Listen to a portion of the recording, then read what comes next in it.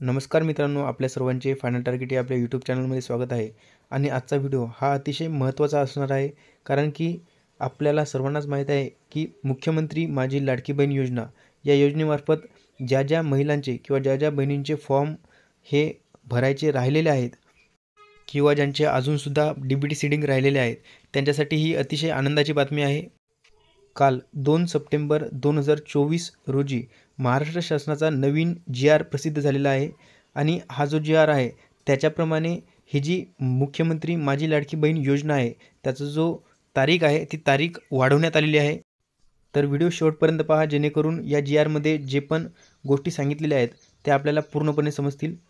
आणि चॅनलवर जर नवीन असाल तर व्हिडिओ आवडल्यास लाईक, शेअर आणि सबस्क्राईब करायला विसरू नका. तर चला व्हिडिओ सुरू करूया.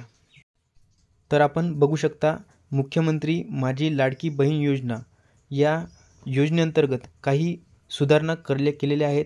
आणि हा जो जी.आर. आहे आपण बघू शकता की दिनांक 2 सप्टेंबर 2024 रोजी हा जो जी.आर. आहे हा प्रसिद्ध करण्यात आलेला आहे. त्याची लिंक मी डिस्क्रिप्शन बॉक्समध्ये देत आहे. आपण तो जी.आर. त्या ठिकाणून पाहू शकता. तर बघा, यामध्ये दिल्याप्रमाणे प्रस्तावना अशा प्रकारची दिली आहे की राज्यातील महिलांच्या आर्थिक स्वातंत्र्यासाठी आणि त्यांच्या आरोग्य आणि पोषणात सुधारणा करण्यासाठी, तसेच कुटुंबातील त्यांची निर्णायक भूमिका मजबूत करण्यासाठी महाराष्ट्र राज्यात मुख्यमंत्री माझी लाडकी बहीण योजनेची अंमलबजावणी करण्यात येत आहे.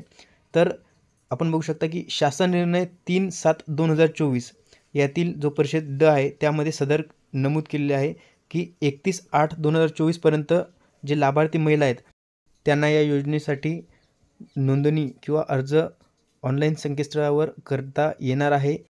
तसेच दिनांक 31/8/2024 पर्यंत अर्ज ज्या ज्या महिलांनी केलेला आहे त्यांना 1/7/2024 पासून दरमहा 1500 रुपये आर्थिक लाभ देण्यात येणार आहे. या योजनेअंतर्गत आपण बघू शकता की या मोहिमेअंतर्गत नोंदणीबाबतच्या कार्यवाही संदर्भात वेळोवेळी आवश्यक त्या सूचना देण्यात येणार आहेत, असे या जी.आरमध्येच प्रसिद्ध करण्यात आले आहे, सांगण्यात आले आहे. तसेच त्यानुसार या योजनेअंतर्गत लाभार्थी महिलांना 31/8/2024 नंतर नोंदणी करण्याससुद्धा मुभा देण्यात आली आहे. ही अतिशय महत्त्वाची गोष्ट आहे मित्रांनो. या जी.आरमध्ये सांगितल्याप्रमाणे ज्या लाभार्थी महिला आहेत त्यांचे अजूनसुद्धा DBTचे सीडिंग असो किंवा काही कारणास्तव जर त्यांनी फॉर्म जर भरलेला नसेल तर महिलांना भरपूर अडचणी येतात डॉक्युमेंट वगैरे काढण्यासाठी.